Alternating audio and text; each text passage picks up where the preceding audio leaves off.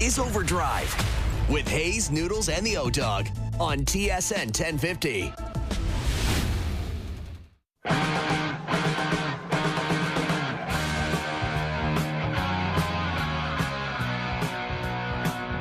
All right, here we go. OverDrive off and running. TSN 1050 on the TSN app, your home smart speaker, up on TSN 5, up on YouTube Live. Later tonight, streaming on Crave. Brian Hayes, the O-Dog, Jeff O'Neill, Jamie Noodles McLennan. What's going on today? Well, a lot, evidently. Yes. A lot going on today. There is a lot. Why don't you make the announcement, Hazy, and then start off with your early thoughts? Yes. Well, Jim Hiller, come on down. You're the new head coach of the Toronto Maple Leafs. Wow. Did not see this one coming. It's not. It doesn't mean anything. Ultimately, it's not worth anything in terms of wins and losses. But this is back-to-back days. Things have happened. Pretty significant things have happened, and nobody saw it coming. No one saw Joseph Woll going to Philly, and no one ever mentioned the name Jim Hiller. Not one time in 2 months. Not one time did his name ever come up. So did that help him in the process? Possibly. The fact that he wasn't talking, the fact that it never got out. I'll cut to the chase here. It's not an inspiring hire, right? No. It's not a stop the presses hire. It's not David Carl. It's not Bruce Cassidy. It's not Patrick Waugh. Like, those are show business. Wow, stop the presses. I can't believe those guys got hired type of maneuvers.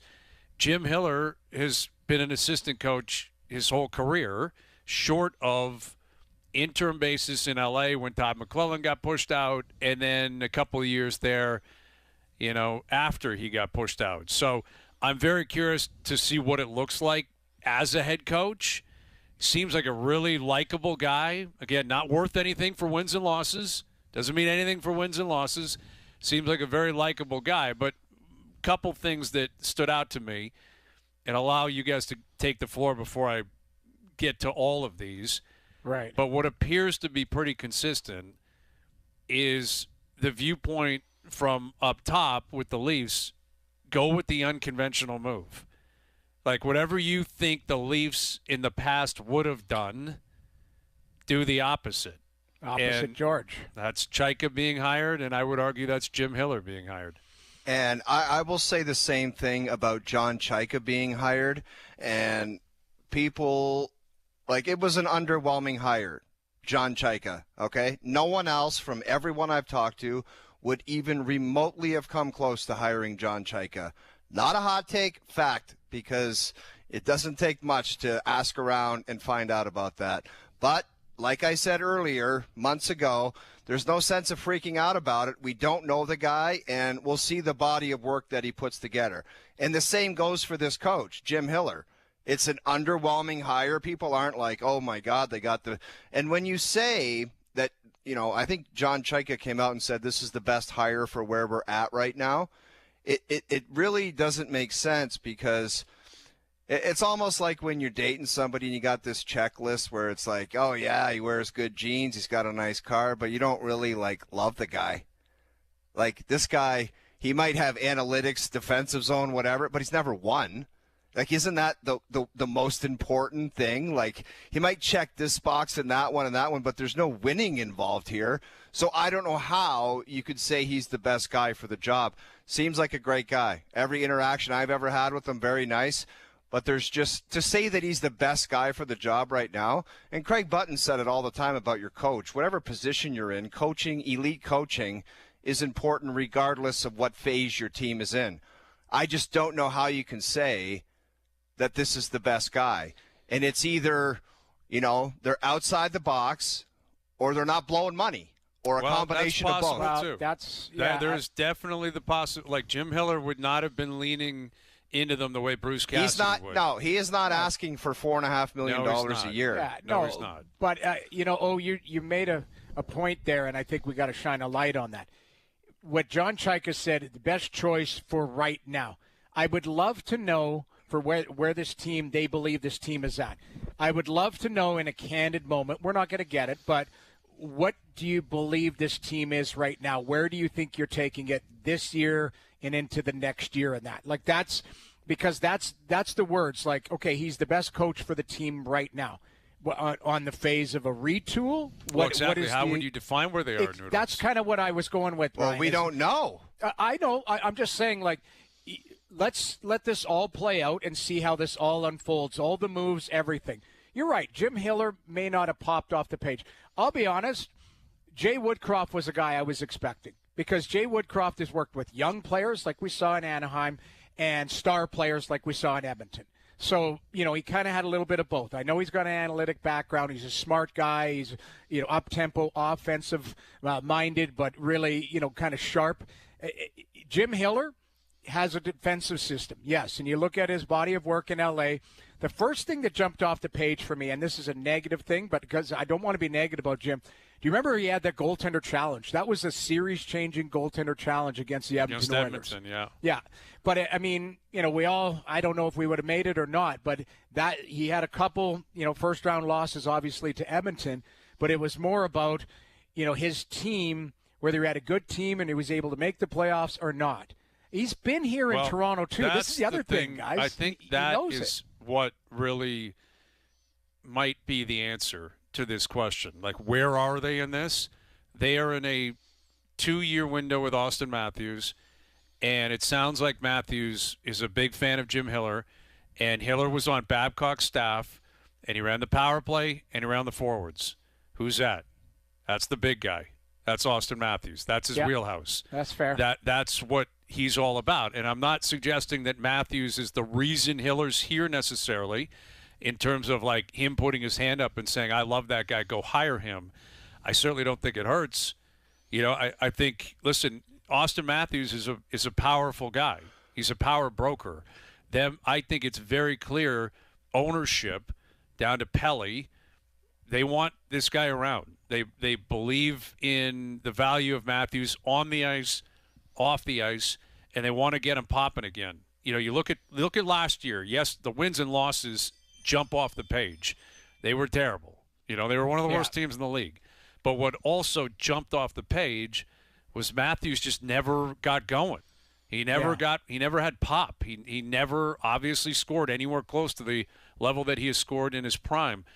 And I think that could be a part of this, is that Jim Hiller, I'm not saying he's the Austin Matthews whisperer or William Nylander whisperer, but he's got a connection with those guys. Yeah, but if you want to do a Hazy B pie chart on Austin Matthews popping again, 95% of it is Austin Matthews. And you can divvy up the systems, the coach, everything else as 5%. Sure. There is no question about it. He's got to be healthy and ready to play. And maybe 90% and 5% is get him a line mate to play with. Yeah, I was going to go a bit lower on that, because you're right. You can't have Max Domi or Rick Michelli passing him the puck. You've got to have you've got to make some moves here this summer to add to. Now, it might be Gavin McKenna. It might be Matthew Nyes moves through the offside. You might be William Nylander and Gavin McKenna, or it might be William Nylander, Austin Matthews, and Matthew Nyes, and then they work out a second line, like that type of stuff. That's up to Jim Hiller now. But I think if you're familiar with the guy, which obviously they are, you're right, he was here before, he's familiar with the city, nothing's going to overwhelm him. He knows the organization already. Like you say, he's coached some of these players. I think it's a safe move, but we'll see how it unfolds. Again, like who's his starting goaltenders, who is going to be his number one defenseman, all of that type of stuff is yet to be deemed. Yes, and that's Chaika's job, clearly. Exactly. I don't know if I would define it as safe, because it's not going to win over people immediately. Right. Where, like, again, let's use David Carl as an example. Someone that the average NHL fan could not pick out of a room of two people. Walk by him on the street. But most coveted college coach, Grand Slam resume, you hire that guy, if you're Chaika and Pelly by extension, it looks like you're a power broker in the game. You have connections. You have the ability to sell your program. You can sell the iconic Maple Leafs, and you got the checkbook out because it would have cost a lot. Right, and that's one fans would jump on. Again, if it's Bruce Cassidy, that's one. It's not hard to sell that. That's a safe move, I would say. Bruce Cassidy, all right, he just won a cup. He's very successful everywhere he goes. Just hire that guy. That's safe publicly. I don't think this is safe publicly. I think a lot of Leaf fans would be like, okay, Jim Hiller, all right.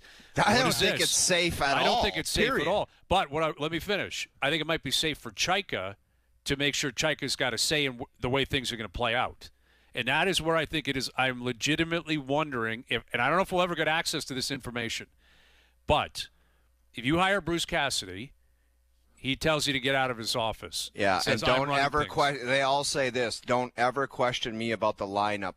Exactly. Yeah. I don't know if Jim Hiller's going to do that.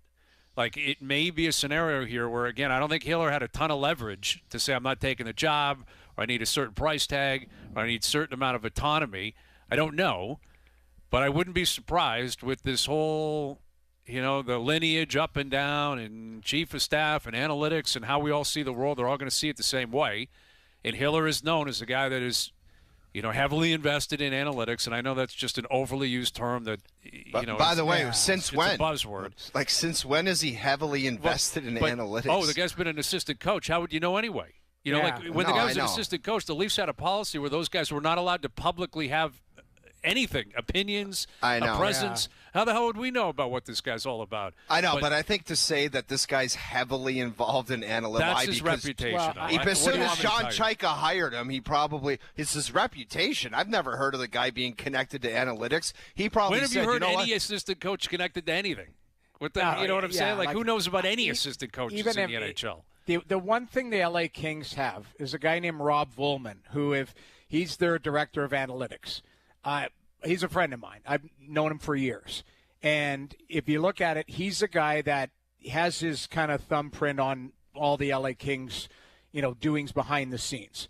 I would imagine that Jim Hiller has worked with Rob Volman for years now because, Hiller was there and Volman's there. He has an analytics knowledge, 100%. Yeah, and guess what? I just guarantee you when he freshened it up, when he knew he was going to interview John Chaika, probably. He was like, computer open, what are the stats? He was like the meme of Kermit the Frog on the computer. That's what happened. Why wouldn't you? I would. If I was he became an expert overnight. He looked at analytics for dummies and then went and met John Chaika. But if you look at, like, years ago, I flew out to Calgary to meet Rob Volman to learn about analytics because I was like, what the hell is all of this type of stuff? Smart guy. He's one of the original guys of analytics, like Tyler Dello, who just won a Stanley Cup in Carolina. There's a lot of guys. It depends on who you believe is, the pioneers of this type of stuff. But Hiller has a background in that. But I would argue we don't know who uses them and who doesn't. Right. I know that Travis Green is very knowledgeable in analytics, but he also played the game. It's how you apply it. Again, I don't want to get caught up on this. I'm not saying that's not even the point I'm making. Right. What I'm wondering is, are the Leafs is this going to be an organizational approach to coaching? And this is the question that Hiller eventually is going to have to answer based on actions, because as you guys know, it's one thing to be an assistant coach. It's another thing to be a head coach. It's a very different beast. You're not hyper-focused on the power play or, hey, I'm the good guy at the bag skate.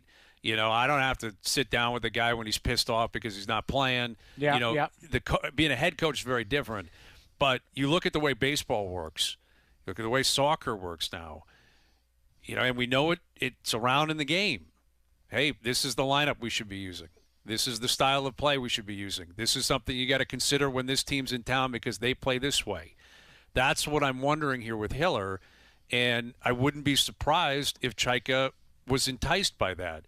And I think with Chaika there, as still a raw, trying to kind of revamp his reputation around the game type of situation, I don't think it would have been – I don't know if he was going to go with – I was never prepared for him going with the Bruce Cassidy type, the John Tortorella type, the guy that larger-than-life old-school coach.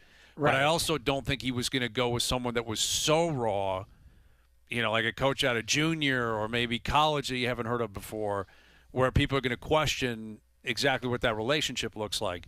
But, Yeah, I mean, in the end, it's Hiller. Obviously, Chaika said they interviewed a lot of people, sat down with a lot of people, and I don't dispute that. And I'm sure they listened to a lot of people, and Hiller popped. So, okay, I kind of – there's a part of me that appreciates Chaika making this hire because, again, this is not going to win over a lot of people that are kind of doubting where things are going. No, people are going to chew on this. Hire. Yeah, people are going to chew on this until training camp. And, well, they're going to chew on it for the next 10 days because the coffee talk at work, the water cooler talk is going to – I had it on the golf course when this announcement happened. It was like, this is the coach. Are you kidding me? Why this guy? Why that guy? And like you said, it's underwhelming. To say it's the best guy for the position, I find to be a crazy statement. But until they play until Christmas time and you see what they put out on the ice, who knows what's going to happen. Exactly. You got to take a step back and let it play out. Like, this is what we have to do as fans, in the media, everybody around, is John Chaika has taken over this organization. You're not going to know if his vision is going to work for quite some time here. Years. You have to let years. Yeah, but unless they want to be playoff team next year, then there is a bar set, Noodles. Exactly, and I get that, Brian. But I'm more saying he's going to take some swings. Yesterday it took a swing. We don't know how this is going to work out. We could be in January. Joseph Woll could win Player of the Month, for the Philadelphia Flyers and be the number one goaltender for the Flyers, or Emile Andre has settled in and been a real part of a revamped defense core that you go, hey, I like this player. Lots of different things can unfold. I think this is his second move of probably, let's call it 20. This is the biggest one by far, though. So far. Okay, fair enough. Right? Fair enough. Hiring the coach. The trade yesterday, that's a real hockey trade, for sure. But this one is the big. Like, this one, I think, says more about where this is going to go. And the money thing, I think, is a legitimate question. They're not going to answer it. They're not going to give you any details. They're not blowing the doors off of these personnel right now. It's just plain and simple. I think Kyle was probably making a lot of money. Sheldon Keefe was making a lot of money. Craig Berube made a lot of money. Shanahan made a lot of money. Masai Ujiri was making a ton of money. Berube and Tree, they're still paying those guys. Yeah, right? So they're which is crazy considering that they're the richest team in the NHL, but it's just not something they're focused on or committing to. Is part of their philosophy has got to be, we tried all the highfalutin people and we paid this guy and we paid that guy, and you know what it got us? Not much. So I don't know if that affects what direction they're going in. I still think there has to be an emphasis on getting the best people involved, but this is the route they took, and we're going to see how it plays out. Yep. Like, you can sit and chew on it and argue like why this guy or why that guy. Until you get to December or American Thanksgiving, if their goal and objective is to be like a playoff team next year and they're junk, then we can chew on it and say, what the hell was this all about anyway? Yeah, it's going to take some time. And, people pointed out that he's an analytic-driven guy. He has his own analytics company. I remember that. Oh, there you go. But keep in mind – CEO of Hiller Inc. No, I think the one thing that you have to focus on, if John Chaika, and we would all do it ourselves, if we took over anything, you surround yourself people that are either like-minded or that are so opposite of you that challenge you outside the box. Because I think if everybody is all the same in one boardroom, they're all yes men. You're basically going to have one voice. I think Jim Hiller fits the mold of what they're looking for. Somebody who's data-driven. We've heard that word a million times from Keith Pelly into, John Chaika didn't say it as much, but we know. So that is the narrative. And yesterday's move, we'll see. I didn't dive into the numbers last night. I just I watched the Marlies play, which was kind of cool. Hey, another win for the Marlies. Yeah, they're one win away. Like, they're going to win the Calder Cup. Yeah, so at the end of the day, we'll see what this direction. But I come back to the word that you brought up, is he's the right coach for our team right now. That's the million-dollar question. What do you view this group right now if you had a truth pill and say, what do you believe that's going to – if we're sitting here right now, a year from now, what happened with your team this past year? Yeah. That would be listen, he's not a young guy, right? Like, he's not an old guy, but he's 57 years old. Yeah, limited head coaching experience. He obviously hasn't won anything, So it's based on his resume. It's kind of middling in terms of you might be able to sell it as, hey, if we're blowing it up, or sell it as, hey, he's an experienced guy that knows the market. We think we can go for it. That's my point about the coaching, sure. Brian. Like, I talk about the winning, and nobody in hockey has said, oh, did you see what happened to that guy when Jim Hiller got his hands on him? Do you know what I mean? There wasn't like some miraculous turnaround like Byfield or different players where you're like, when that guy got under Jim Hiller, it was like lights out. It was a completely there's just not those stories available. There's not winning available, and there's not those stories available. Yeah. So it makes you question, how is it the right guy? So I don't know. You're just diving underneath stuff and finding other things that don't equate to big-time things that should be important. Again, I think part of it could be money. Like, it really could be that they were priced out there, which is crazy for the Maple Leafs to ever be in a position like that. Embarrassing. But I wouldn't be shocked, because I don't think Chaika cost them a ton, and I don't think Hiller cost them a ton of money.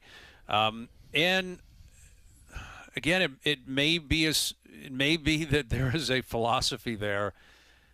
When people are going this way, go the other way. Yeah, like with the Leafs forever, it was go get Brian Burke and go get Shanahan and go get Babcock and, hey, bring in this.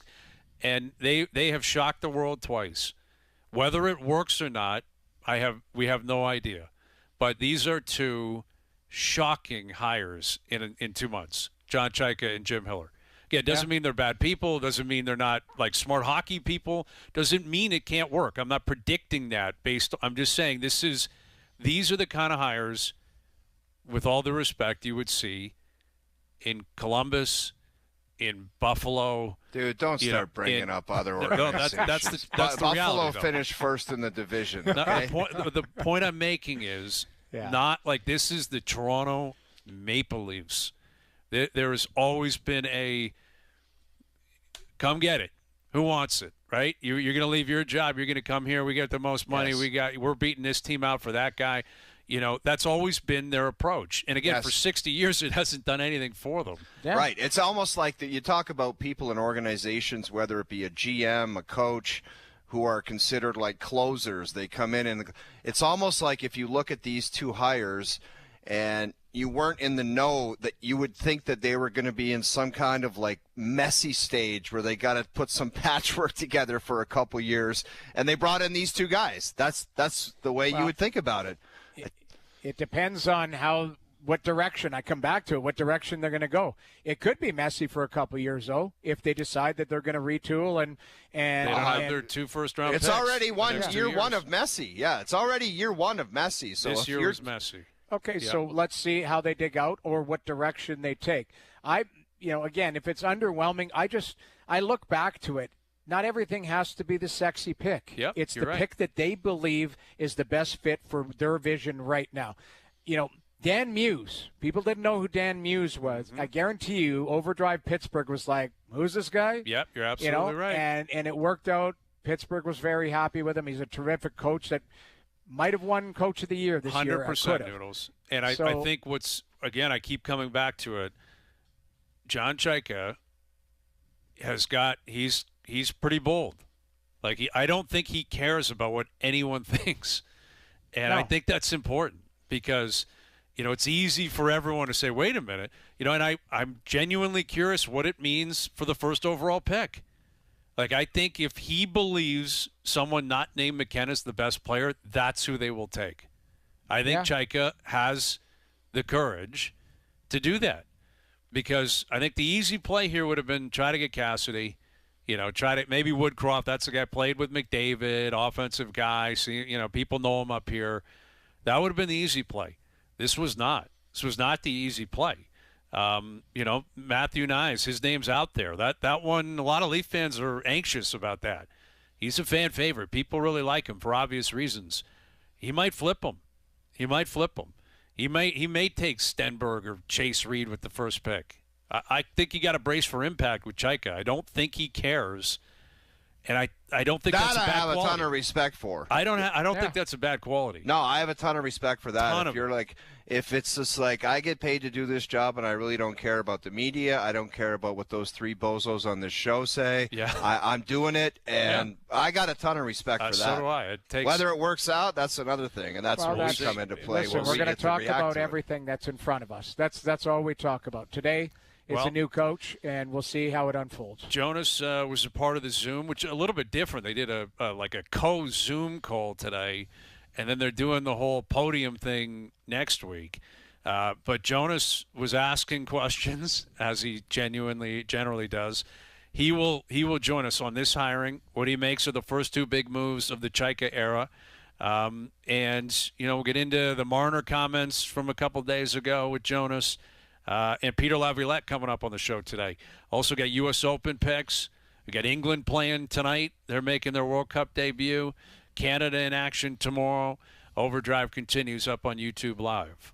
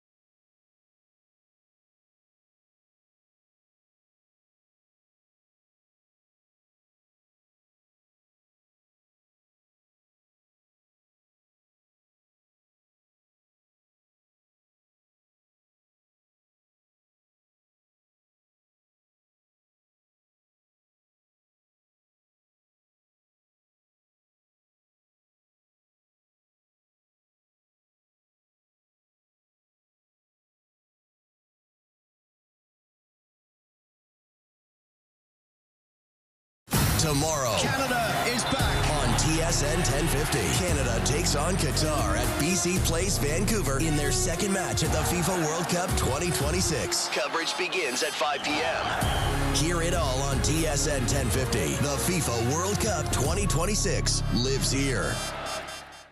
Now, back to OverDrive with Hayes, Noodles, and the O-Dog.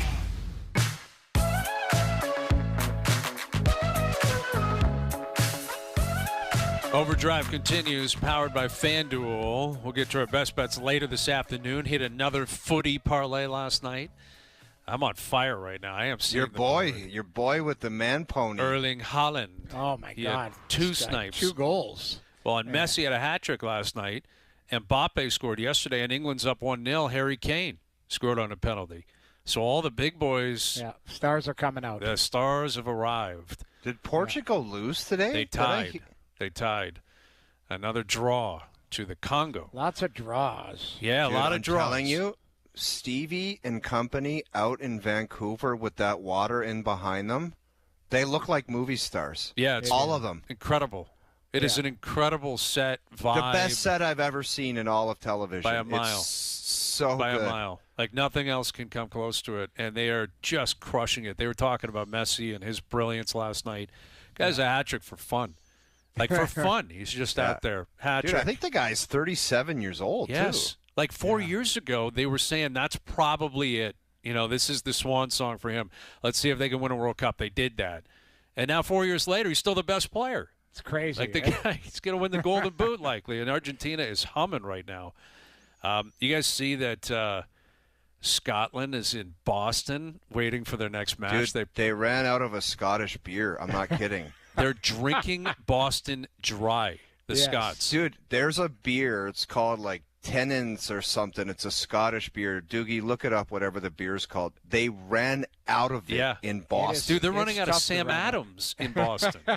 Sam Adams is like exclusively in New England, Dude, basically. they never run out of Sam Adams. I love read it, an though. article last night that there are bartenders down there saying this is larger than St. Patty's Day combined with July 4th, combined with Memorial Day. Like these Scots are rolling through here and cleaning us out. Like they're at Tennent's Fenway Lager. every night. This chanting. beer is called Tennent's Lager. Tennent's it even Lager. sounds like piss, and they are guzzling it. Yeah. They ran out. Yeah, They they're ran running out.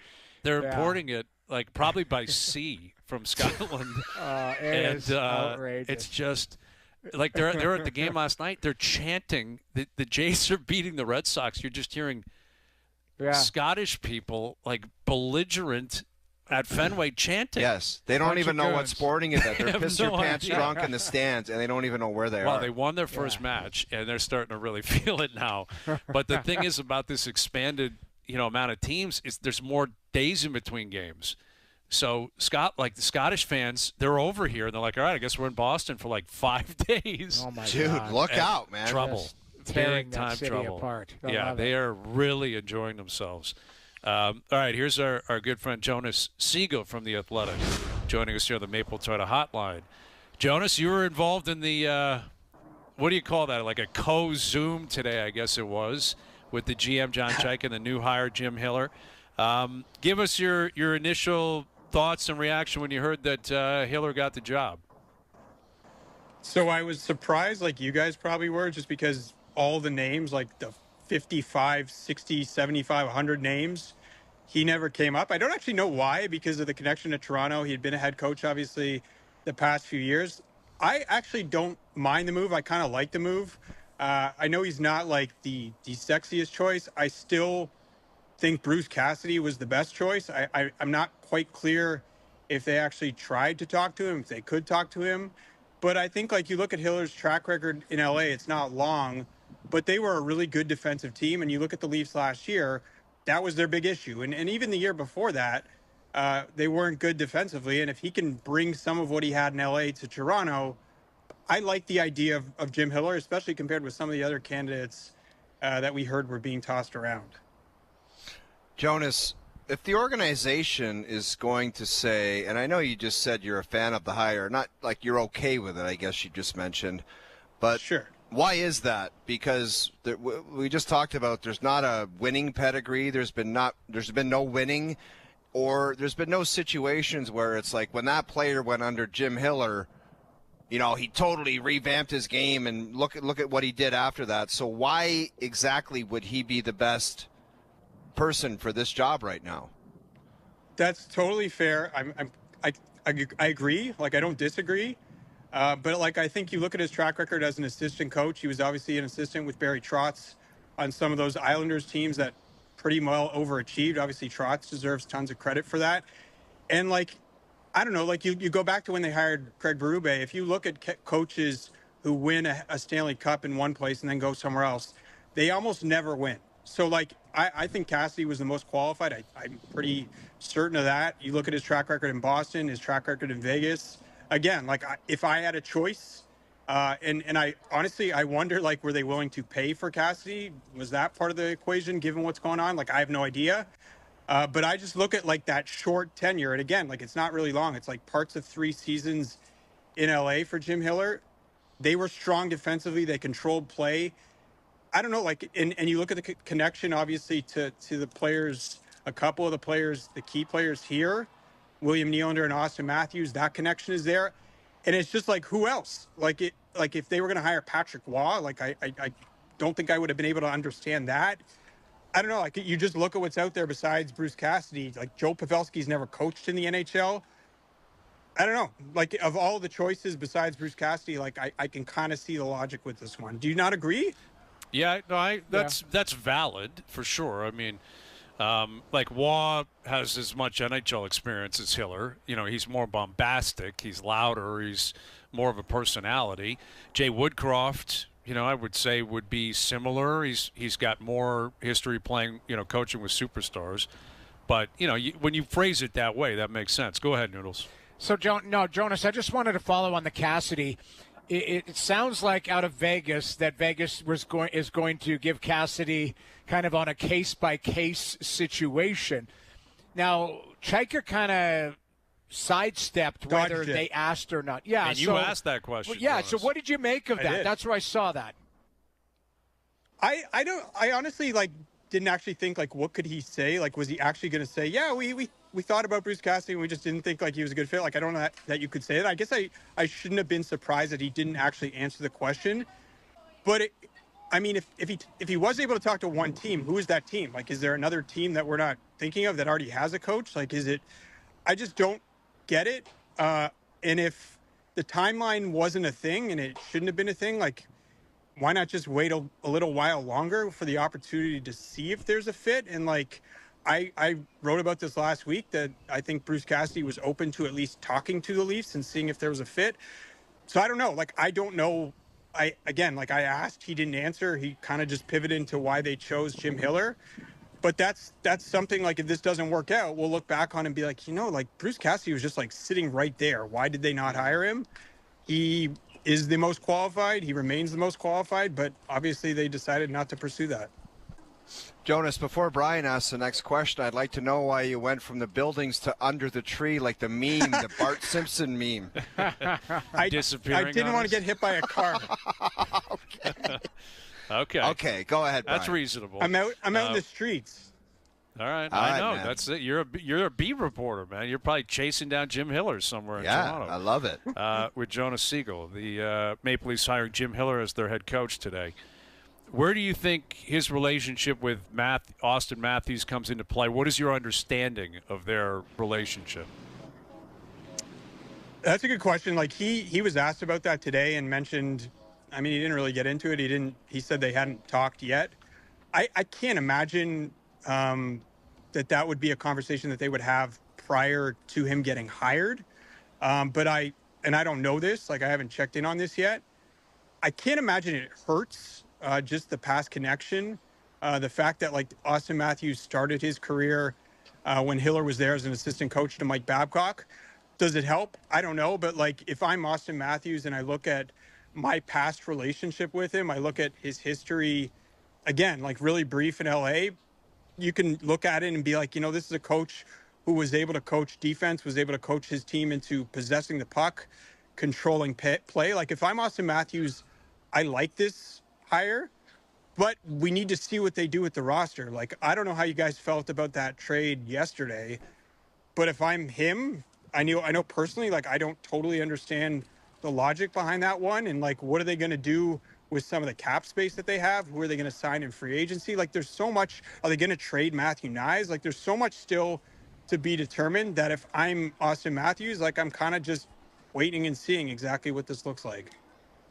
Jonas, do you think there's a mandate from up top for MLSE, basically the Leafs, Raptors, that blowing your brains out on high-priced executives is just not happening for this duration of time, however long that may be?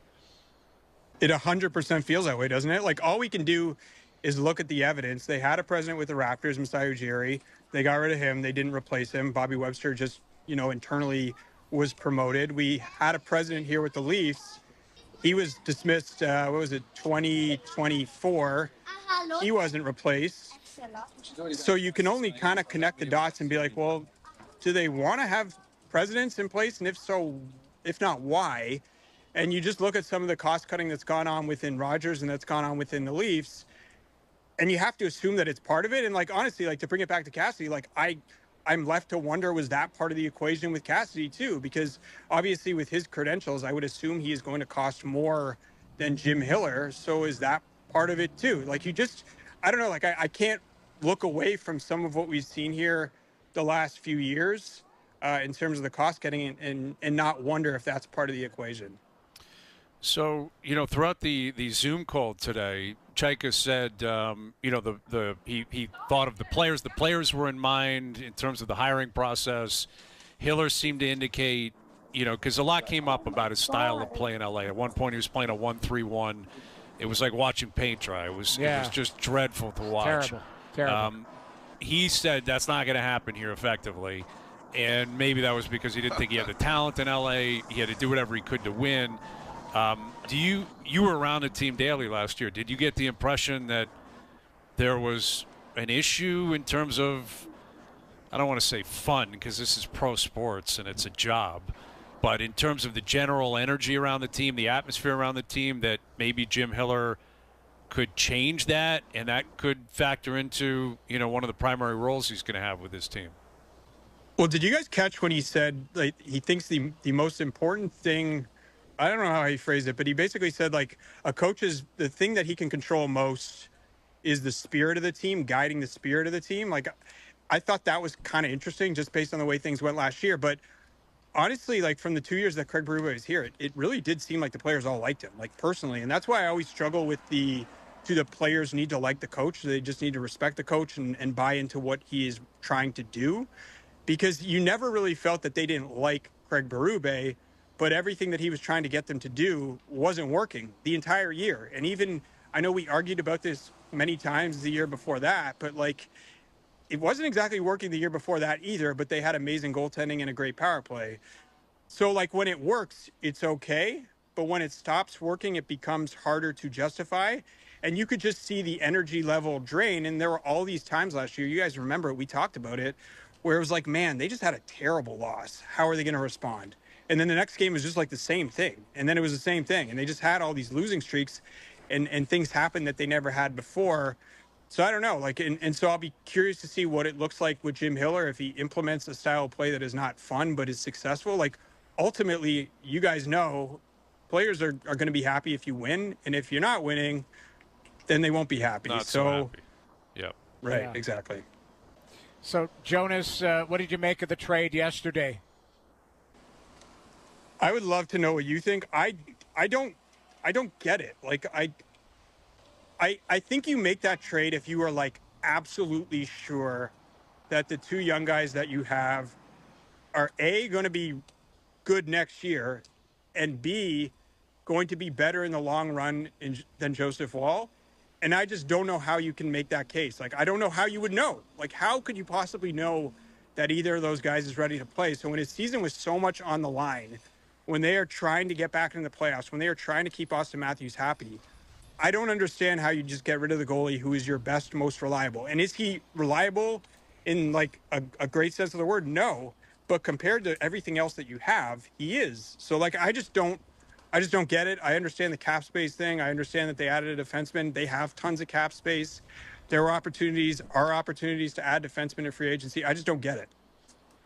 Yeah, quickly on that, I think I want to afford them to see what this roster looks like in October, not in June, because I think there's a series of moves still to be done. Artie gets a shutout last night. I think he's got a chance to be a good NHL goaltender, but I still think he needs seasoning in the minors. So I look at it, and really it's Hildeby and Stolarz as your tandem potentially next year, with Artie being up and down, not having waivers. And Ersson, I don't even know. Like, again, statistically, you probably looked at it. He was one of the worst goaltenders in the NHL last year. Don't look at the stats, folks. No, he works hard, though. Danny Briere said that. Hard-working battler. But at the end of the day, I still think there's maybe something more there, Jonas, that we're not seeing or will give time to play out. Fair, but are they adding another goalie? I guess that's possible. I think that might be possible. I guess that's possible, but I just think you can. If I'm them, I can only count on Stolarz playing 25 to 30 games, maybe 35 most. Yeah. That means I need to get 50-ish starts from the other guys. I don't know how you could be comfortable with that they have, but you're right. We need to see what else they do, how they use that cap space, how they adjust their D, what centers they get, what they trade Morgan Riley for, all these different things. But if those are the three goalies, I don't know, I wouldn't feel super confident about that. It could work out. Of course it could work out. Jonas, just quickly before you go here, if Jim Hiller asked John Chayka what the expectation for the team is going to be next year, what do you think the answer he got back was? It's a good question. Make the playoffs? I mean, it's funny that it's gone back to that, 9 straight years they make the playoffs. And now it's what is a successful season? I mean, I actually haven't thought about that much, but isn't a successful season they get back to the playoffs and they kind of look like a team that is back in the mix to contend at some point soon? Because the other thing about the Austin Matthews situation, it's cool if you can convince him to stay this summer, convince him to stay through the season, but then next summer it just becomes a whole big thing because he can either sign an extension or not. And if he's not signing an extension, you're presumably looking or considering the idea of trading him. So there's just so much on the line next year that I think at minimum they have to get back into the playoffs. And if I was John Chayka and Jim Hiller asked me that question, that is probably what I would say.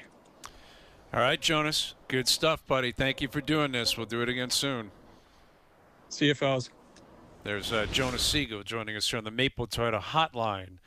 We got a trade in the NHL. The Buffalo Sabres have acquired a first-round pick, the 20th overall pick, from San Jose in exchange for Michael Kesselring and the 27th overall pick. So basically, San Jose got Kesselring for 7 spots in the draft this year. It's effectively the way the deal, I believe, works out. So Kesselring's a pretty good player. They need defensemen. That's what San Jose is looking for. But, listen, the Leafs, they have a ton of cap space here.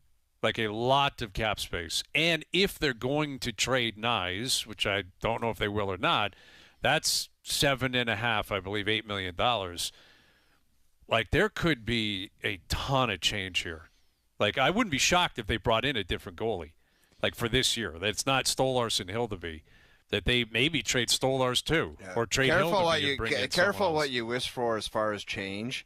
First of all, if you think that this is some golden rainbow, some golden bag of gold at the end of a rainbow for this year's free agency class, it ain't there. No, it's not loaded. Just because you have a bunch of space doesn't mean you what are you going to spend it on? Don't get carried away with that. Yeah, trades. It's a lean. Yeah, if you're going to talk yourself into thinking that Tuck and Radish are turning your organization around, you need serious help. I think that's where it comes back to, Brian, what you're talking about. We might see more hockey trades. Money, contract for contract. No, I'm not going there. I've heard that too many years. I don't care. Salary going yesterday, up. That's kind of what happened. Yesterday was a hockey trade. This is a hockey trade to an extent.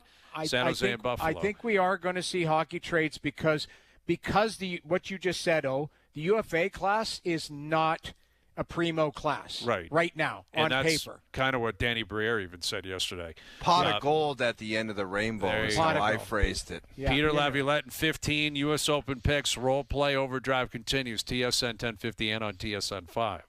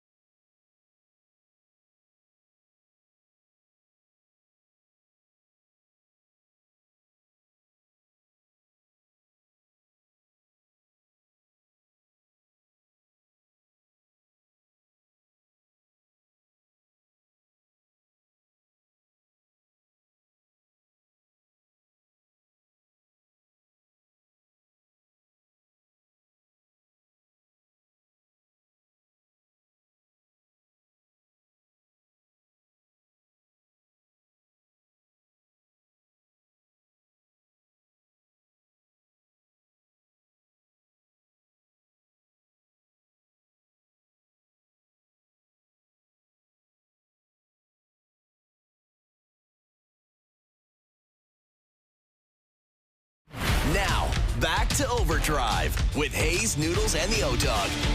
Let's get down to business. Give you one more night to get this. All right, the Golf Report is driven by Subaru. With a Subaru, you get more standard features than you'd expect and great lease and finance offers you won't want to miss. Hurry to your local Subaru dealer today. They're expecting crazy wind the next 2 days down at Shinnecock, like crazy wind. How are they going to even control golf balls around those greens, dude? Well, today they said they're going to syringe the greens in between. I told you they're going to do it like Stinky Billy Mayfair out there with his baggy pants. Yeah. They're going to, in between groups, spray the greens. That's what they have to do to try to get some traction so a ball can stay on the green. Like, I was watching Smiley Kaufman was out there for the Golf Channel on 11 last night. This guy couldn't keep a ball on the green. I know, but he was chopping it around a little bit, He too. did kind of slash and chop a little. Yeah. But still, man, like that was from around the green. Forget 160 out. Like, you get crazy wind on some of those greens. Impossible. I don't want to see stupid. stupid. I want to see a challenge. You keep it at even par, I'm good. But I don't want to see guys like John Daly was. Joe from the Bridge, try to get John Daly just slashing and whacking the ball around Pinehurst one year. He just went nuts and said, screw this, I'm not doing it. Yeah. Well, Phil did it last time they were at Shinnecock. He did. He putted it. He just kept whacking it when the ball was still moving. Anyway, more on this, and we'll get to our picks into the next hour. Peter Laviolette coming up. The Jays with a big win last night, back in action tonight. England now up 2-1 in their match, continuing on TSN. OverDrive continues up on YouTube Live.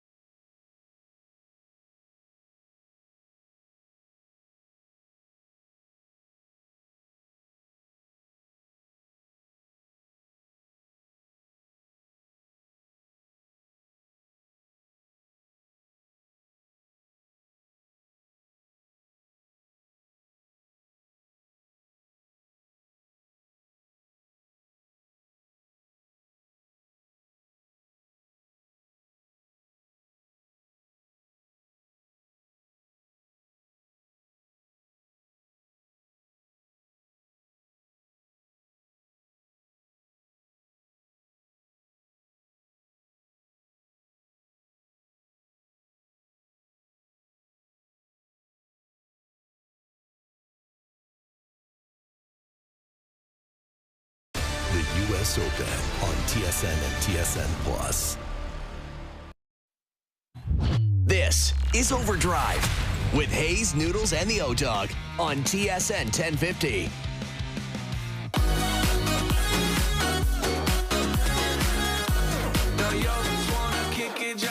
Do OverDrive, Brian Hayes, Jamie McLennan, myself, Jeff O'Neill. I wonder if Lavi's going to big league us now and act like he doesn't know us. Oh, yeah. Do the Craig He used us. He used us. Yeah, I'm going to introduce him as our TSN hockey analyst, Peter Laviolette. See how he responds to that. Yeah, he's gonna give us the coach speak now, play the role, treat us like we're just bums, we're bothering him. Yeah. Yeah, we'll see. I mean, he was along for the ride. We had a couple of great chats with Peter Laviolette, breaking down, the Habs run, what he thinks of the playoffs, who's going to win the thing. And then he gets hired in L.A., and you're right, I'll bet he's got an L.A. Kings polo on, and he'll have... Yeah, he's be in back Santa in Monica, mode. like at the pier. Yeah. Oh, I love it. He's in coach mode. He will be like one-word answers, all of that type of stuff. Yeah, right? not commenting on this. Not going to get into it, guys. Listen, gentlemen. We'll see. We'll see what he's got in store. We'll catch up with Peter in a few moments. And I guess, the hockey world's bracing for the Edmonton Oilers hire, right? It doesn't sound like Bruce Cassidy's going to get the green light to talk with them. So is it Babcock? If it's not, who's it going to be? That's the vacancy that is still available. That's the one place to look and hire someone because the Leafs hired Jim Hillard today. Do you still not find that, I understand rivalry, but you're not letting a guy talk to a certain team? I don't think I've ever heard of it. There must be something. It's got to be personal now. I think, guys, I think something, it's personal. I don't think that's just competitive nature going, we're not giving a good coach to a division rival that could be a good team. I get that understanding, but it might just be personal because they came out today. Was it today that the insiders were reporting that they are selectively, so they've given Cassidy approval to talk to one team. I believe it was the Maple Leafs. That would be my assumption. Who else was looking to hire anybody? Now, Vegas hired Ryan Craig, who had been their head coach in the American League for a while, and maybe this was always the plan, that it was Torts on a short-term basis. Win or lose, you're out. Ryan Craig is in. But, we'll see. I'm curious what Vegas ends up doing. I'm curious what Carolina does. That's also a fascinating story, guys. You take over a team, and he had some incredible record at the end of it.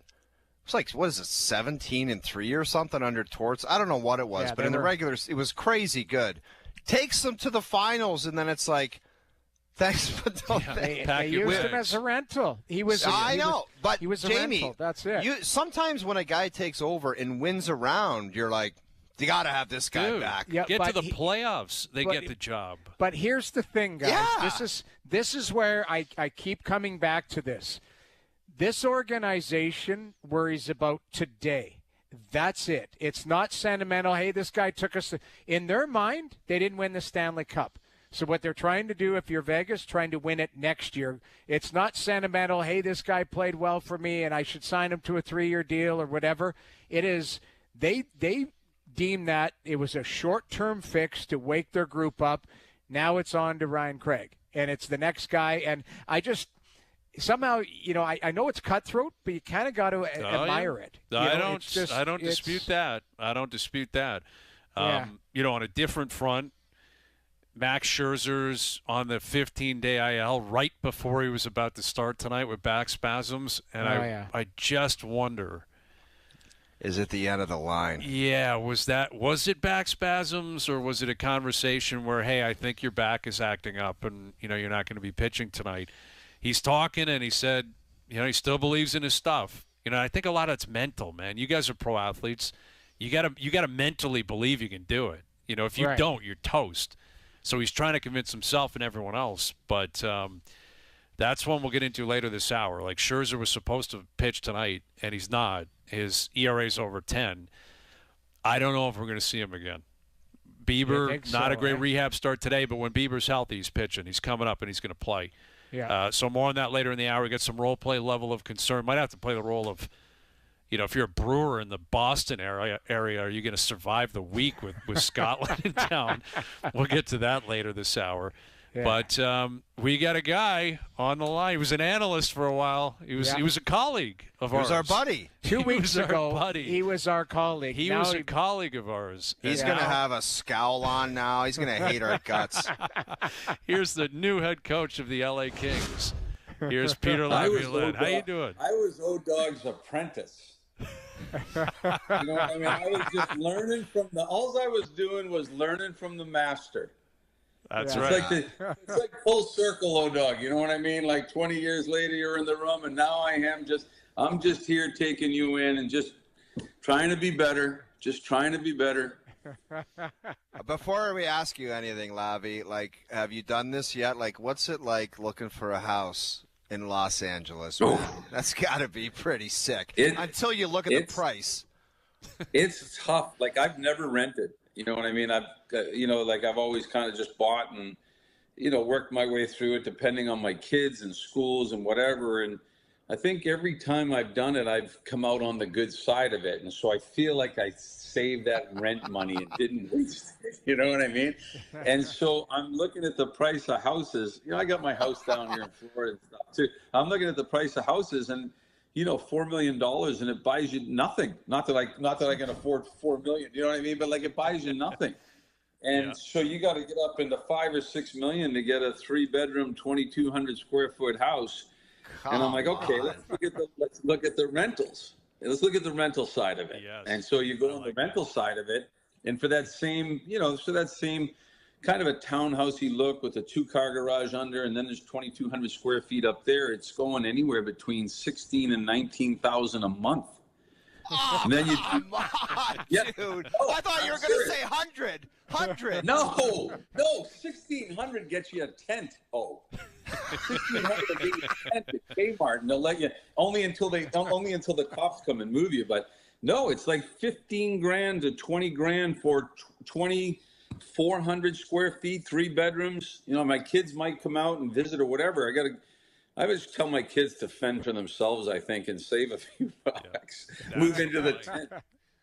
But it's bad. Like it's beautiful though. I will say that. Like you've been there. You up in Santa Monica. Most of the guys are team in general. Everybody, management, staff, and players that kind of hang out in that Hermosa Beach and Manhattan Beach because it's only 10 minutes to the practice facility, and then from the practice facility to the airports, that's another 2 minutes from the practice facility, but then just maybe 12 minutes to get back home from there. So you don't get caught up in that traffic until you have to get down to the game. But I was just out there and just trying to get a lay of the land and everything. And so it's a beautiful place. Like the West Coast, you've been there, you've seen it. It's amazing, but it comes at a price, I'm finding out. Yeah. Just go Mel Gibson and Lethal Weapon. Grab an RV right on the beach. And oh my God. I talked to go. this is a true story. I've tried to talk to my wife about a boat slips. No, I love boats. I got a 28-foot Grady White here down in Florida, and I love going out on a boat. And I'm a weekend warrior captain. I'm not real good, but I can get by without killing anybody. And so I'm good like that. You know what I mean? But I'm not like a captain. I couldn't handle a 60-footer. So I said to Kristen, I said, we could buy like a 60-footer and finance it or whatever, get something for $800,000 or $1 million, and it would be way cheaper. And we just park it in the slip, which isn't much. That's what baseball players do, Lavi. Yeah, 100%. And if I ever did want to go out on, I just hire a captain for the day to take me out and take me a cruise around, out in the Pacific Ocean. But she doesn't want anything to do with that. She said you can look for a much smaller 1-bedroom apartment if that's your plan. she won't be coming. Message. So yeah, you got the message clearly. I got it. I'm a quick learner. In terms of taking on the personality of a market, I've always wondered that if you're a coach in New York, if you're a coach in Philly, if you're a coach in Montreal, Toronto, whatever, you've jumped around the league a little bit. Is there like an LA flair that comes with being the head coach out there? Is there a different approach based on the lifestyle, based on the world? It's a different place How do you kind of approach that, being the head coach of the LA Kings compared to anywhere else? I don't know if it changes anything. I mean, wasn't Brian?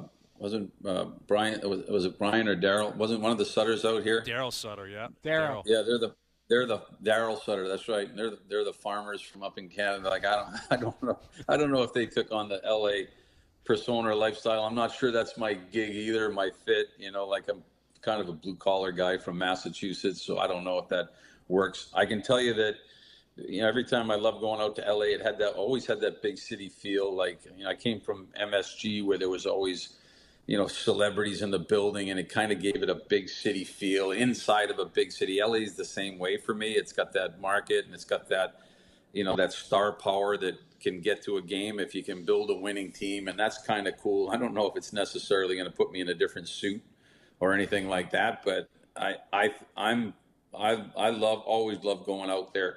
I've never been out past Nashville coaching. All my stops have been in the Eastern Conference, with the exception of Nashville, and so this is the first time really going out west and traveling 3 time zones, and I'm just excited about the opportunity. It's a really good opportunity. They've got good players there. It's a great organization with great ownership, and I'm excited to go out there. Well, 6 months from now, Lavi, you'll be having dinner with Will Ferrell and all the LA Kings fans because you know that there's stars everywhere out there, correct? I already said it. I said it. Will Ferrell and I are going to become good friends. That's right. I already said it to my wife. I'm like, Will Ferrell's at all the games. I'm sure we're going to be close. So you mentioned, Lavi, good players, good organization. When you went through the process, I'm sure you coached a few of those players on the team already and have a little bit of familiarity. How did that go? And basically, what is your mantra coming in with this group? Kopitar's leaving, so you're going to have a little bit of switch in the leadership group type of thing. Yeah. What do you make of this team? Well, you're right about that. That I'm going to have to get in there and see. Obviously, Drew Doughty's been through a whole bunch of wars and championship games and have come out on the good side of it. And there's others there as well. I think I'll get there and start to talk to players. It's been kind of a whirlwind, to be honest with you. I saw a few players when I was out there. I've texted a couple players, but I need to have some conversations coming up. I've been kind of working on the staff, just getting that in place. And we were out there, and like I said, we were out there for a little bit, had the press conference, met the owner, and that was all really good. So now it's time to start getting more into the players and starting to reach out to them a little bit and talk and communicate. But I believe that there's some really good pieces in place. I think, some of the things that they're obvious, and it's not to talk about their game in a bad way or a good way from last year, but there's things I think that just need to be better.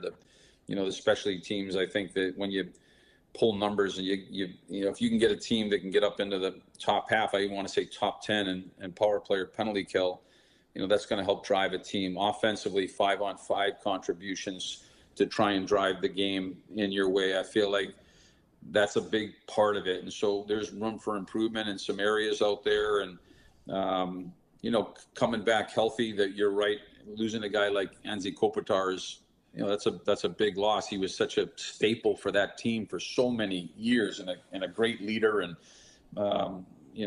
went on championship runs with that team back in I think it was 12 and 14, but just a successful team. And so, I'm looking forward to get out there. We're going to have to, like any team, it doesn't matter what the team is. It doesn't matter who it is. And I've experienced this all over, whether it was Carolina or whether it was Nashville or Philly or the expectations, whatever. You have to get in there and build it as a team. Like whatever that group does, doesn't matter what you do the year before and after that year's over. After this coming season is over, it won't matter what happened for the next year. You've got to go back in and continue to find a way to get it done. And I really, truly believe that the success of a team comes from what you build during that year. You mentioned you're putting your staff together, and we've discussed that process before, but none of us, clearly being coaches, we've never fully experienced it. You hear different things, that the GM's involved in some way, or maybe there's a carryover coach that you're expected to keep on your staff. Can you set the record straight on that, Lavi, in terms of how that works, how much autonomy you have in terms of filling out your whole staff? Well, I think it's different all the time, no matter where you go. O-Dog, you remember when I got to Carolina, I think Jeff Daniels was you said your roommate and playing, wasn't he? Or was he scouting at that point? No, he was right? My roommate. He was my roommate, and the next day he was my coach. Your assistant. Right. Yeah. And so at that point, when I talked to Jim Rutherford, and I was young in the league, I didn't have a list of names, and it's mid-season, so I didn't really know what to do. He said, there's a couple of good guys here in Kevin McCarthy and Jeff Daniels, and, if you consider taking them on at the end of the year, if you don't like them, we can talk about a change at that point. And I think Jim knew what kind of a person Jeff Daniels was, and he knew what kind of a person Kevin McCarthy was. And I think Jeff was a little bit more risky at the time because he hadn't coached, but Kevin had coached a lot of games and had already been to the finals, I think, with Carolina. And so I took him on. And that's not a bad thing. Kevin McCarthy stayed with me for 20 years, like 20 years as an assistant coach, and just an amazing human being and an amazing coach. And then Jeff Daniels turns out to be a pretty damn good coach. Like he's not that guy that hadn't coached. He's actually somebody who's been to the playoffs multiple times, has been to the championship level multiple times, and has proven to be a really good coach. And so I don't think that really matters. But, for me, this time around, when I was talking to Ken, he said, it's your staff and you can, I've been talking to the coaches that were in place or that were there and, moving forward at that point. But I've talked to other people as well. I'm just kind of going through a process. And like I said, it's really just started. I've talked to some coaches prior, but, starting to talk to some coaches this week as well. And I've got to circle back with everybody at some point.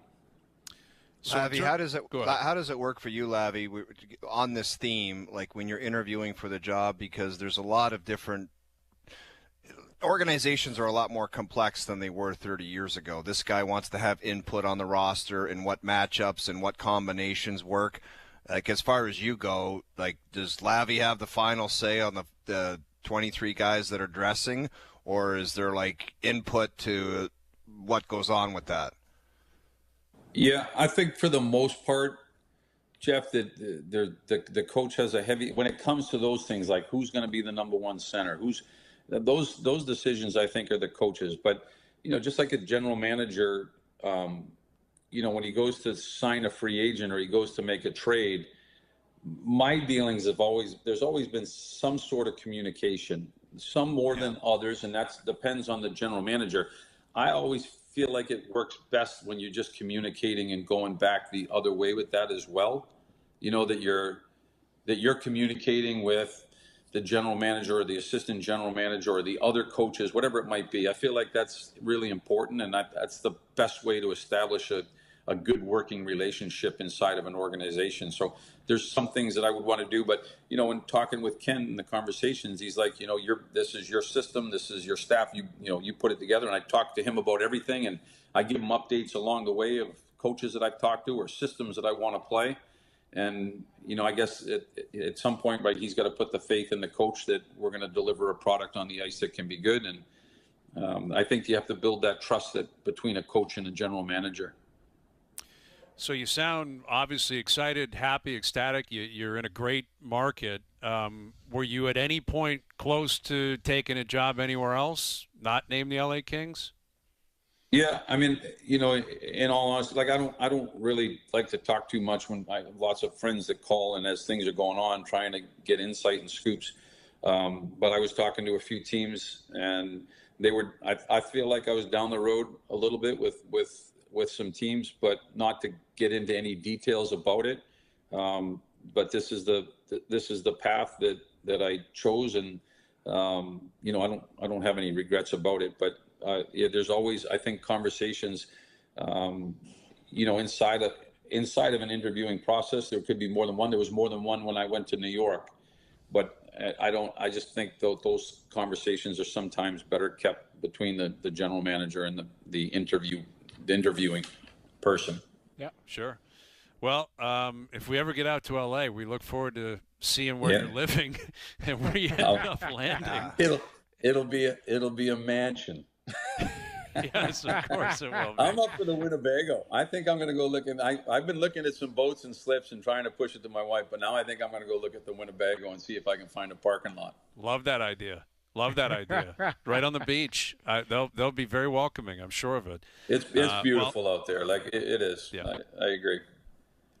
Congrats on the gig. Best of luck with it, Peter. And as always, we appreciate you doing this. All right, guys. Stay in touch. We'll see you. Thank you. We will. Peter Laviolette.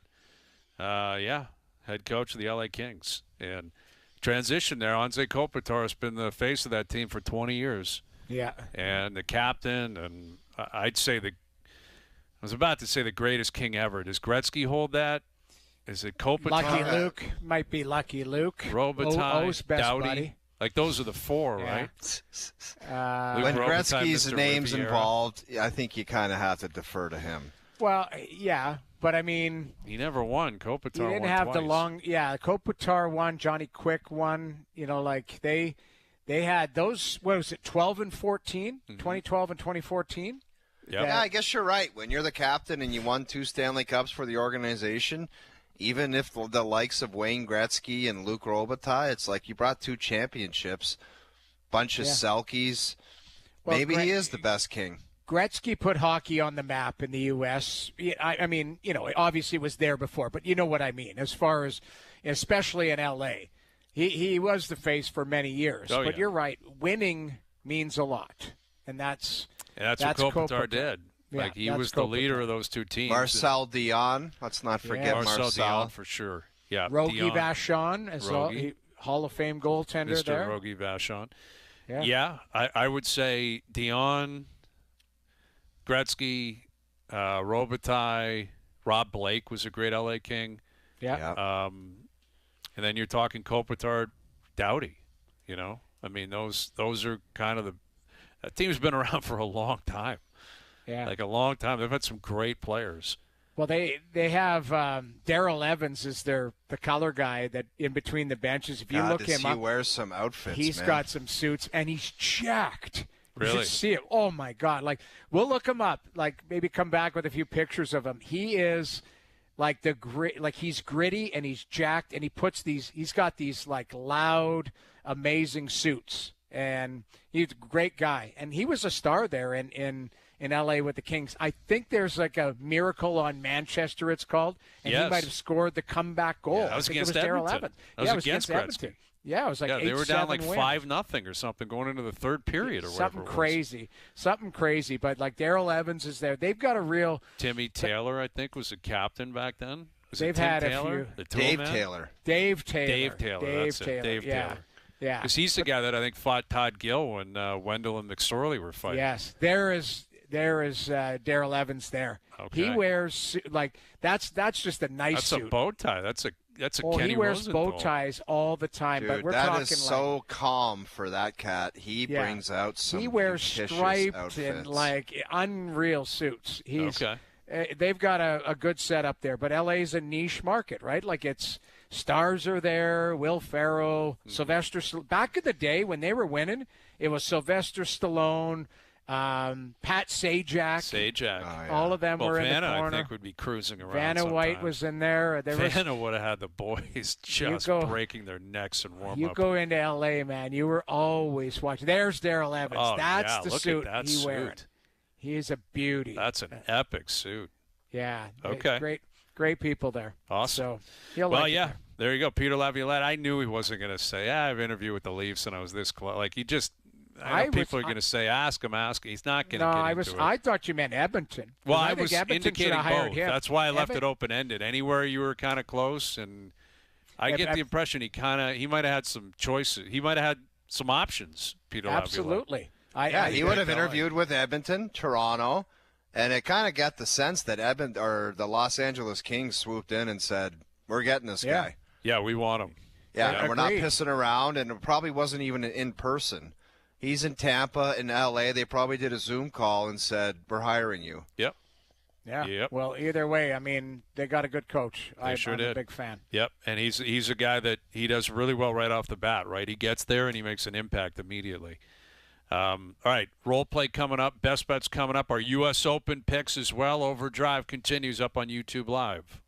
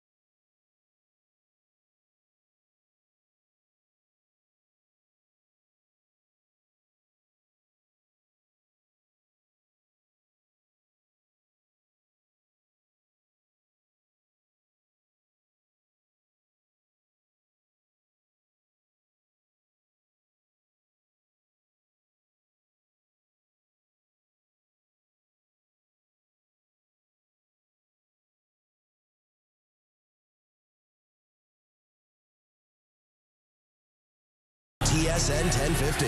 FIFA World Cup 2026 coverage returns to Toronto Stadium as Panama takes on Ghana. It all starts at 7 p.m. Hear it all on TSN 1050. The FIFA World Cup 2026 lives here. Now, back to OverDrive with Hayes, Noodles, and the O-Dog. You can never ask me to stop drinking. Do you understand? I do. I really do. One bourbon, one scotch, one beer. All right, role play level of concern.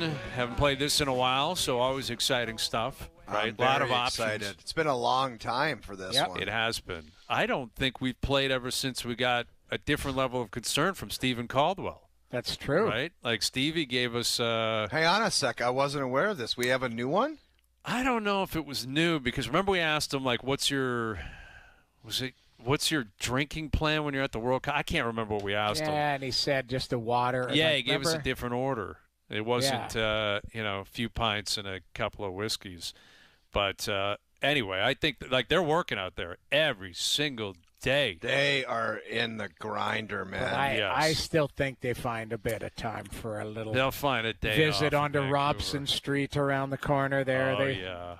Oh, yeah. Stevie will make himself very comfortable. I don't think there's any question that when Kevin Kilbane and Stephen Caldwell get done taking their headsets off, they go right to an Irish pub and drink together and talk about soccer. I know they do. I know that for a fact. I think the two of them are thick as thieves, man. Like they just speak each other's language. But isn't Stevie Scottish? Yes, Scottish. It doesn't matter though. They're I know, like but what I've I'm sat saying in the green room with those two. It's my favorite thing on earth. When I'm there at the same time as them, I get my suit on, I sit down in the green room, and listening to those guys tell stories about soccer mates, and I flew to England, and that guy was. It's the best. Yeah. They're legends, man. They're legends. Legends. I just know that what we're seeing with Scotland and the city of Boston, that's a weekend back home with Stevie Caldwell and his buddies. Oh, yeah. That beer probably tastes like trash, and it's sold out in the city of Boston. Imagine coming to the States and saying, I need Scottish beer. That's the only beer I can have. Dude, imagine, meeting a girl and saying, not aware of, football, the World Cup, saying you want to go spend a casual weekend in Boston and getting involved in a hotel. Oh, dude. Oh, man. Yeah. Blue Jay fans would travel down there to see the Jays play the Sox, and you're rolling in, and it's like you're driving into Glasgow. Yeah. You're just right into absolute, because I was watching. There was video at some bar in Boston, and there were a million Scottish fans, and they're singing Neil Diamond. They're just right into the whole scene. Dude, they're so mangled, man. Yeah, just having a great time. Yeah, having a great time. Nothing wrong with that. All right. Oh, you're playing the role of Matthew Nyes. Matthew Nyes, what is your level of concern you will not be a Maple Leaf next season? I got to tell you, it's a Rick Bushwood. 6 Bush Light, 6 Bud Light, and I love them, tall boys. And I'm confused by Rick Bushwood, basically because he's not attractive and I'm Rick Bushwood right now. Right. But I don't know why my name is circulating. And I do get it that he can fetch the greatest return, but it's like his name won't go away. And it's not like if you can sniff around and ask around, it's like, yeah, his name has been bandied about. And how close it was to actually happening is up for debate because everyone has a different theory on that. But when your name is out there like that, we know in this business where there's smoke, there's fire. And I would want to put an end to it immediately because I used to hate it. It didn't happen very often. But I told you guys numerous times, I was out for warm-up, and Marty Brodeur at center ice said, are you coming on the bus with us after the game? Because that's what we've heard. And that pissed me off, and it bothered me because you just want to say to your team, if you don't want me, then get rid of me. Or not necessarily if you don't want me, but if you want to make the transaction, just do it and end it. So I remember me and my dad met with Jimmy Rutherford in Toronto, and the rumors were me going to Toronto. And he was like, Jimmy said the Fergler wants you. And I was like, well, just make it happen then. And then sure as hell, 2 days later, I blew out my shoulder and I had surgery and I couldn't get traded. There you go. There you go. Yeah. Well, we'll see with Matthew Nyes. I'm a pint on the patio. I think, it's been out there, obviously. But here's the thing. It's almost like it's a conversation starter. So a manager might call and go, hey, what are you looking for from my team if we were going to look at a guy like Nyes? Not really available. Well, what about player X or Y? To me, I think it gets you in the door. But I don't think Nyes is going anywhere. So I'm a pint on the patio. But I think there's conversations. There obviously the insiders have talked People about are calling, like teams are calling. And Drake said, I think today, like there are executives in the league that think he is being traded. Yeah. So, take that for what it's worth. Can you give me the Stevie Caldwell just water as a just drop? Water, certainly. No couple of whiskeys and 5 or 6 beers. Okay, that's a very mature and sober Stevie Caldwell. That's my drop for that one. Then on nice. Okay, Noodles, you're playing the role of Bruce Cassidy. What is your level of concern? You will not be coaching in the NHL at any point in 26-27. Play it. You can never ask me to stop drinking. Now, that's a premature play it because there will be a team that fires their coach, and Kelly McCrimmon will probably. That's you don't not think he's starting the season with a team, Jamie? I don't think so. What team? Unless it goes to Edmonton. Who's he's not looking going for to a Edmonton. coach? Like it's clear that they have said to him, "You are not coaching the Edmonton Oilers. You can talk to the Toronto Maple Leafs. You can talk or whatever. You name the team that they talk." It sounds like they've kind of soft-shoed their way out of it so that they don't get in trouble with the league as to, hey, we're going to, on a case-by-case situation, we're going to evaluate it. It's basically saying, no Edmonton Oilers, but you're open for business with other people. But I don't think there's not a job available right now. So maybe it is in December when a team decides to move away from their coach or whatever. But right now, I think they're going to sit him on the shelf for the year. To start the year, but that's the thing. Will he get in by the end of the year? Yeah, I probably should have backed off of that. You're right. Well, I mean, listen, there will be teams that are underwhelming and fire their coach. Right. Who that is, we have no idea right now, but it happens every single year. But will Vegas allow it? I wonder if Vegas said, go ahead, you can interview in Toronto because they knew the Leafs weren't going to hire him. But then they can tell the league, hey, we gave him an opportunity. Yeah. Right? Because I'm sure McCrimmon and company knew Chaika's not hiring this guy. Yes. Like whether it's just not going to fit what Chaika wants, how Chaika operates, the money that is needed to pay for him, the demands that would have come with Cassidy. And I'm curious what Jim Hiller's staff looks like. Is Joe Pavelski willing to be an assistant coach? I don't know. DJ Smith is a guy connected to Hiller in the past. Well, he's a free agent. Would he come back to Toronto? It's basically Babcock's staff without Mike Babcock. If DJ Smith comes back and Jim Hiller's the head coach, it's basically the Babcock staff without Mike Babcock. Yeah. Was Greg Cronin here at some point, well, too? He just got hired, I think, in St. Louis, didn't he? Yeah, I saw him, the other day. But, Cronin was here. Yeah, Cronin was here. He was the assistant, too, with Babcock. People think of this, too. Spencer Carberry went on and has been a great coach in Washington. Yep. Coach of the year. The guys are, good coaches are available. It'd be interesting to see. I think if you're Cassidy, man, you're sitting on the sidelines missing out on some pretty damn good jobs. Troubling. And, for $4.5-5 million, I get it. But you're cutting into future earnings as well. Big time. All right, you're playing the role of under par scoring at the U.S. Open. What is your level of concern you won't be happening at Shinnecock this year? I'm a pint on the patio. Mm-hmm. That is not happening. Under par scoring is not happening. You don't see it happening? No. You think the winner's even or plus? Dude, I don't know. I should know the stat, but I don't think anybody's won with under par there at all of the U.S. Opens that have been. No one has. Right. And I don't. Was +1 or +2. Yeah, it might have been actually more than that. No, nobody has. So why would it change this year? And they're going to make sure of that. I think when they get to this joint, they like to say they come out with all the same BS. They get all these guys from the USGA on the panel with Brandel and the boys, and they're like, we just want them to, to fight and value for a par. And then Thursday comes, and you see guys ripping their hair out greenside because they can't chip it onto a green and keep it onto a green. I think it could if the wind's up, man, it could be a sideshow. Yeah. I like that. Sideshow. I appreciate it once a year. I don't know. Why do you like that? Once a year at the U.S. Open. I know. I like to see – okay, Brian, but I like to see guys grind. I like to see around par. But I thought Oakmont was fantastic where it was extremely difficult. Yeah. It looked like a big ballpark.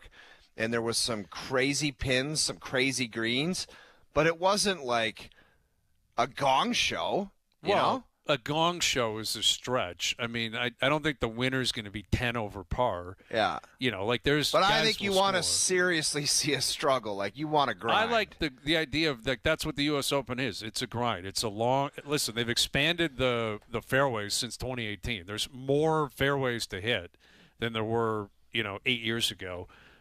If the wind's up, I don't know what they're going to do because it'll be impossible to shoot a great round.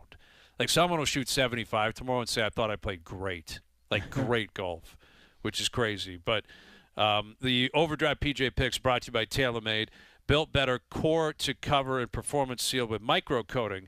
Switch to the all-new TP5 and TP5X at TaylorMadeGolf.ca. I'll give you the first pick. Go ahead and take the Bud first Cauley. pick is a slam dunk. Bud Cauley. The first pick is going to be the winner, and it's an automatic one, and it's Scotty Scheffler. Really? You're talking about a win player, trajectory, spin on the golf ball, short game around the greens, and making 10-footers. I don't see how he doesn't win this golf tournament. Plays well at the U.S. Open. Never plays well. Really? Well, give me an example of one U.S. Open where he was garbage. Well, at Pinehurst, I don't think he made the cut. If he did, he just made it. He straddled it. Last year at Oakmont, he was lurking, but he wasn't really, really in contention. Okay. You don't have to critique my pick. I just think saying, you're talking as if like this is his home park, and it's like the lock of the century. I just Tiger think with at all Pebble in those 2000. variables, driving accuracy, controlling trajectory, and spin on the golf ball in windy conditions, the guys from Texas, and chipping and putting around those greens and creativity. Yeah. I don't know how you beat that guy if those things are the biggest factors. He's the in best golf player in the tournament. world. I'm not going to argue against that, but I will take a guy from the state of New York with my first pick, a Peter Millar head-to-toe cat.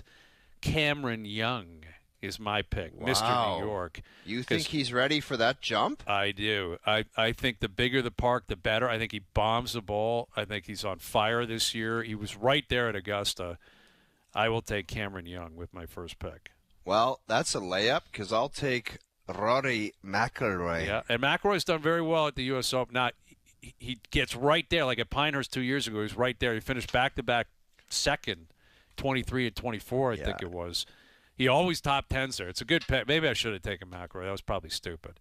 But I think it's very stupid. Brooks? Anybody for Brooks?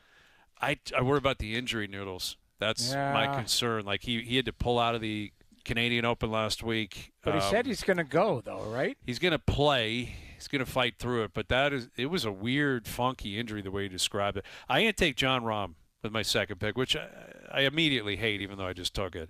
But he's won the U.S. Open twice, I believe. Tough parks. That guy, you talk about someone that can cut the ball, someone that can roll the rock when he's on. I think he'll be in contention. I will take John Rahm. I'm going to take a 2-pack.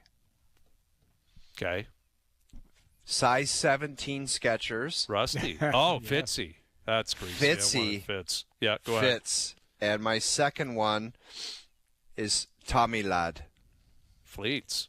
He's playing well. He never really wins, but he's always in contention. I like It that. does worry me how he kind of never really wins, but he won the FedEx Cup. Hopefully, he's in good form. He's top 10ing machine right now. Yeah, he is. He's always wind there. balls, like no one can hit piss missiles into the wind like Tommy Fleetwood. You watched it, man. Yeah.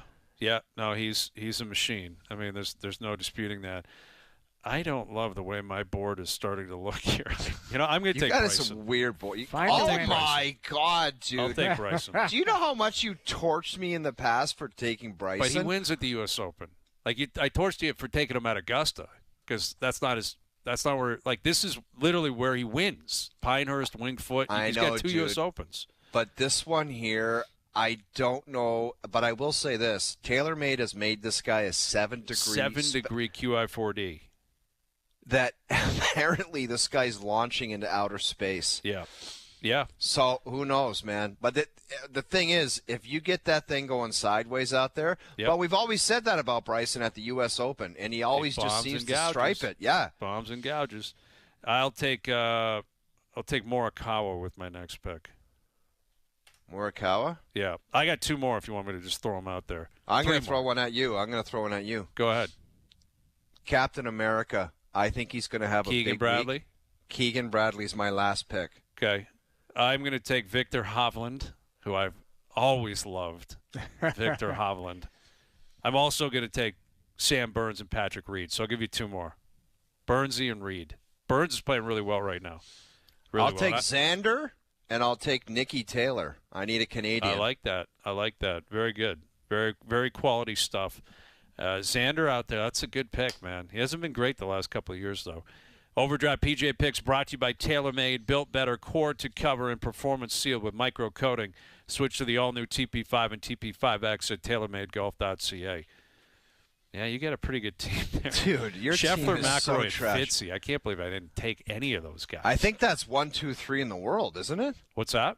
Yeah, those I think are the top 3 players right now. Yeah. I just gifted you McIlroy, and I know. I went with Cam Young instead. Then you took Rahm out of the blue. 2 months ago, Rahm you said you hated Rahm's guts. Rahm is 3rd in terms of the odds on FanDuel. Like, that's not some random pick. The guy's won the U.S. Open twice. Yeah. Or You're once, Chaika anyway. right now. You're thinking outside the box. Thank you. you. You just picked Jim Hiller right there. I'm going with the Jim Hiller of golf picks. Yeah, there we go. And I got a feeling it could be like J.J. Spawn won it last year. I wouldn't be shocked if it was someone off the board, you know, like if Bob McIntyre pulled it off or Bridgman or something like that. I could see it. Bud Colley in contention. I got to take a Canadian because you took Taylor. I'll take Sudarshan. That's my main man. There you go. I like that pick, actually. Yeah, he can play golf, dude. He's been the best Canadian going. He was the low Canadian last week. All right, there you go. PJ Picks brought to you by TaylorMade. Best bets coming up, and we'll recap a busy afternoon. OverDrive continues up on TSN 5.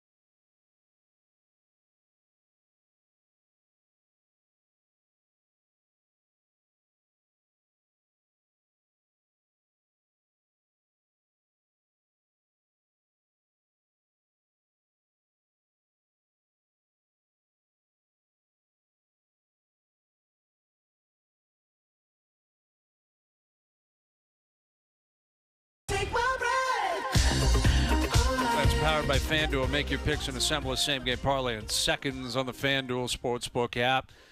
A lot of people waiting for my footy picks. I've got another parlay here. Bunch of draws, I nailed one last night, nailed one the night before. I'm on fire. Footy and fraud segment brought to you by FanDuel. Go ahead. That's right. Yeah. Footy and fraud brought to you by FanDuel. Columbia money line tonight, parlayed with a draw in the Ghana-Panama game down at Toronto Stadium. I love Colombia tonight. Uzbekistan Colombia, has no chance. Panama. Colombia parlayed with a draw between Dude, did you phone Panama Stevie and Ghana. Caldwell for that one? I'm just telling you, Colombia is a great team, man. They are strong, and I feel very good about their chances of getting out of the group. Uzbekistan's got no chance tonight. And, again, Toronto Stadium's going to be rocking tonight. Downtown, Panama, Ghana in town. And tomorrow it's go time. We're on early tomorrow because Canada's playing tomorrow night. What are we on, at 3 o'clock, aren't we? I believe it's a 3 o'clock start. Yeah, Canada, love it. Qatar tomorrow. Canada, heavy favorite tomorrow. Best bets powered by FanDuel. Same-game parlays available for every World Cup match on the FanDuel Sportsbook app. Please play responsibly. 18+, physically located in Ontario. All right. U.S. Open starts tomorrow. Shinnecock. Mm-hmm. You got to keep your patience, okay? Let's see John Daly at Pinehurst hungover at the U.S. Open to see if he can keep it together. Putts one there. It doesn't quite work out for JD. And he proceeds. Oh, yeah. Look at him. He just boots it with his putter. He doesn't even, he just boots it across the fairway, and that went on, and I think he made like an 11 or a 12 or something. He just said, screw this, man. He might have put it in his pocket. And I'm guessing that was it. Like, at some point, an official has to come over and say you're out of the tournament. Yeah, pack it in. Yeah. Pack it in. Buddy. Plus, if he took an 11 with the penalties, you can't hit a moving ball. Dude, that's that guy used to go sideways. Like, if there's a tournament and they're like highest score on a hole, if somebody starts butchering it, it'll be like John Daly made a 15. Like he just loses it and starts hitting 12 balls in the water, and then he just walks off the course. Yeah, he just went up and slapped that across the green and said, "There was a time, man." Though, he was one of the best. Correct? Oh yeah, 2 majors. I know, but majors. There's the official saying you can't do that, JD. Yeah. Well, he won a British and a U.S. Open, was it? PGA. A PGA and a British. That guy was a beauty. Yeah, he's still doing his thing, man. He plays quick, and he's still doing the tours and signings and pictures. And Hooters, and doesn't he hang out at Hooters?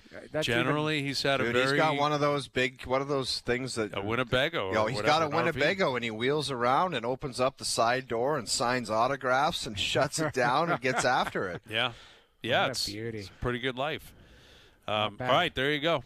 Okay, the World Cup continuing. Jim Hiller's the new head coach of the Maple Leafs. The Jays are at Fenway again tonight. Max Scherzer on the 15-day IL, not pitching tonight. We'll see if we see him pitch again. I'm not convinced it's going to happen. But the bats came alive a little last night. Cease battled, got themselves a win last night. Let's see what they have in store this evening. Thanks to everyone behind the scenes for helping out. We appreciate it. Everyone for tuning in today. TV, radio, podcast, web, up on YouTube Live. Later tonight, streaming on Crave. We're out of here. Enjoy your evenings. Enjoy the games tonight. We're back tomorrow at Lavi, get off your wallet and buy a mansion on the beach. Yeah. 4 p.m. We'll chat then.